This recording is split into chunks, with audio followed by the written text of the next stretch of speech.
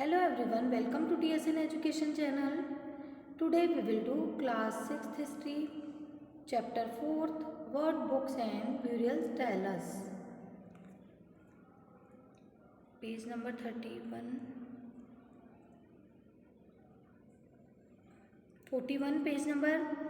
A special burial at इनाम गांव, एक विशेष जो ब्यूरियल इनाम गांव की. Find Inam Gaon on map 2, page number 13. It is the site on the river God, a tributary of the Bhima. एक side जो कि भीमा ट्रिब्यूटरी की रिवर गॉड के साइड है. एक प्लेस है जो कि गॉड रिवर के पास में है, उसको यहाँ पर बताया, एक साइट बताई गई है वहाँ की. It was occupied between 3600 and 2700 years ago. यहाँ पर 3400 साल पहले और 2000 से 2700 साल पहले तक लोग रहते थे. Here adults were generally buried in the ground. यहाँ पर जो एडल्ट जो वयस्क को जब दफनाया जाता था लेड आउट स्टेट, उन्हें सीधा दफनाया जाता था with the head towards the north, और उनका जो हेड होता था वो नॉर्थ साइड में रखा जाता था. Sometimes burials were with in the houses. कई बार ब्यूरियल्स हाउसेस में भी होती थी, कई बार लोगों को हाउस में भी दफनाया जाता था. Vessels that probably contain food and water were placed with the dead. और जो भी डेड पर्सन होते थे उनके साथ शायद कुछ वेसल्स रखे जाते थे जिसमें कि उनके लिए फूड और वाटर को रखा जाता था. One man was found buried in a large 4-legged clay jar in the courtyard of a 5-room house. एक बहुत बड़ा हाउस जिसमें कि 5 रूम्स हैं, और वहाँ के जो कोर्टयार्ड बरामदे में एक 4-legged क्ले जार में, एक बड़े जो क्ले जार में बड़े बॉक्स में क्ले के एक मैन की को दफनाया गया था. One of the largest houses at the side. ये उस साइड का सबसे बड़ा हाउस था. In the centre of the settlement. ये उस सेटलमेंट का सेंटर का सबसे बड़ा हाउस था. This house also had a granary. इस हाउस में एक ग्रैनरी भी थी, एक अनाज के लिए स्टोरेज भी था.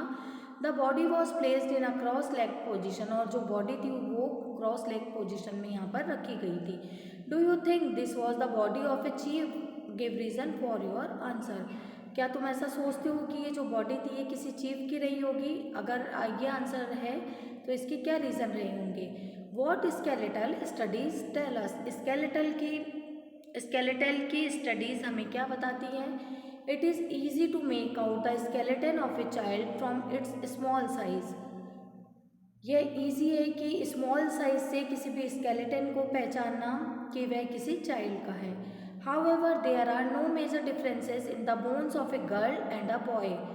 गर्ल्स और जो बॉय होते हैं उनके बोन्स में मेजर डिफरेंस नहीं होता. Can we make out whether a skeleton was that of a man और अ वुमेन. क्या हम ये जान सकते हैं कि कोई भी स्केलेटन एक मैन या वुमेन का कैसे हो सकता है, किसी मैन का है या वुमेन का, ये हम कैसे जान सकते हैं? Sometimes people decide on the basis of what in found with the skeleton. कई बार लोग ये डिसाइड करते हैं जो भी स्केलेटन के साथ जो भी थिंग्स मिली हैं उनके बेसिस पर वे ये डिसाइड करते हैं कि वो स्केलेटन किसी मैन का है या वुमेन का. For instance if A skeleton is found with jewellery.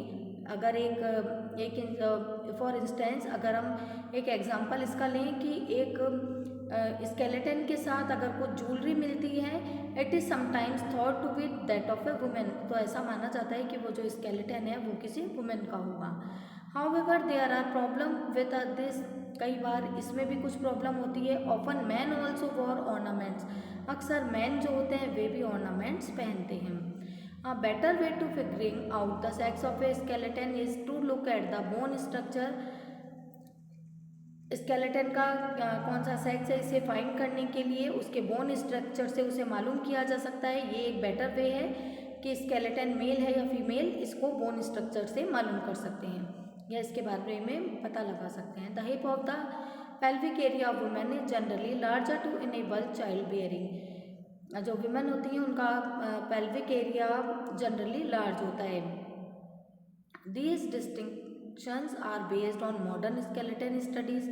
About 2000 years ago, there was a famous physician named Charak who wrote a book on medicine known as the Charak Samhita. 2000 साल पहले 2000 years अगो एक famous जो physician थे जिनका नाम चरक था, उन्होंने medicine से रिलेटेड एक बुक लिखी थी जिसे कि चरक संहिता कहते हैं.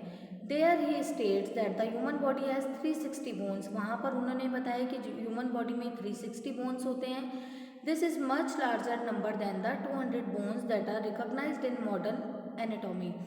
आज जो हम 200 बोन्स जिन्हें कि आज हम जानते हैं एक ह्यूमन बॉडी में होते हैं, ये इससे काफ़ी ज़्यादा है जो 360 बोन उन्होंने बताए हैं. Charak arrived at the figure by counting the teeth joints and cartilage. Charak ने इन बोन्स में टीथ को, जॉइंट्स और कार्टिलेज को काउंट करके बताया है. ऑक्यूपेशंस एट इनाम गांव. इनाम गांव के जो लोग थे उनके क्या ऑक्यूपेशंस थे, क्या वर्क वे लोग करते थे. Archaeologist have found seeds of wheat, barley, rice, pulses, millets, peas and sesame. Archaeologist को वीट के, गेहूं के, जौ के, राइस यानी चावल के, पल्सेस दालों के, मिलेट्स बाजरे के, पीस मटर, सीसेम तिल, इसके कुछ बीज मिले हैं. Bones of a number of animals. कई एनिमल्स के बोन्स मिले हैं, कई एनिमल्स की हड्डियाँ मिली हैं. Many bearing cut marks that show they may have been used as food. और उन एनिमल्स की बोन्स पर कट के मार्क्स भी मिले हैं जो ये बताते हैं कि उन्हें फूड के लिए, ये शो करते हैं कि उन्हें फूड के लिए कैसे यूज़ किया जाता था. Have also been found. These include cattle in animal. कुछ एनिमल्स ऐसे भी थे जिनमें कैटल, जिन मवेशी एनिमल जिनमें कि buffalo, goat, sheep, dog, horse, ass, pig, sambar, spotted deer, black buck, antelope, hare and mongoose. Besides, इनके अलावा, इन एनिमल्स के अलावा कुछ बर्ड्स भी थी और क्रोकोडाइल, टर्टल, क्रैब और फिश भी, इस टाइप के एनिमल्स भी थे. रेप्टाइल्स भी इस तरह के थे और फिश वगैरह, क्रैब, इस तरह के बारे में भी उन्होंने बताया है. There is evidence. कुछ ऐसे एविडेंस भी मिले हैं जिसमें कि फ्रूट्स के बारे में बताया गया था कि बेर, आंवला, जामुन, डेट्स और कई वैरायटी की बेरीज को कलेक्ट किया जाता था. Find China in your atlas. आपके एटलस में चाइना को फाइंड कीजिए. अराउंड 3500 ईयर्स अगो, 3500 साल पहले, we find some of the first evidence of writing in China. हमें चाइना में फर्स्ट राइटिंग के एविडेंस मिले हैं. These writings were on animal bones. ये राइटिंग्स एनिमल बोन्स पर लिखी गई थी. These are called oracle bones. इन्हें ऑरेकल बोन्स भी कहा जाता है, भविष्य वाली इनको बोन्स भी कहा जाता है. Because they were use to predict the future, क्योंकि ये फ्यूचर बताती हैं. Kings got scribes to write questions on the bones. Kings scribe से इन बोन्स पर क्वेश्चंस लिखवाते थे. Would they win battles. क्या उन्हें युद्ध में विजय मिलेगी, वे युद्ध जीत पाएंगे.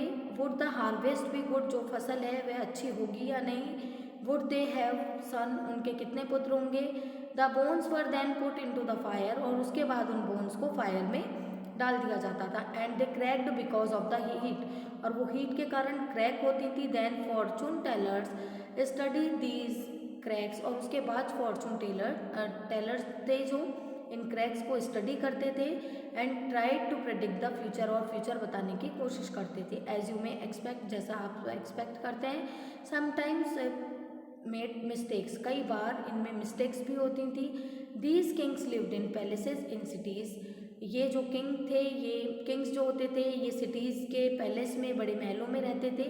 दे amassed vast quantities of wealth. इनके पास काफ़ी ज़्यादा इन्होंने वेल्थ को इकट्ठा किया हुआ था. इन्होंने काफ़ी समृद्धि इकट्ठी की थी, दौलत इन्होंने काफ़ी थी इनके पास. Including large elaborately decorated bronze vessels. जिनमें कि डेकोरेटेड बड़े कांस्य के वेसल्स, बड़े बर्तन भी मिले हैं. They did not know the use of iron. Way iron का यूज़ नहीं जानते थे.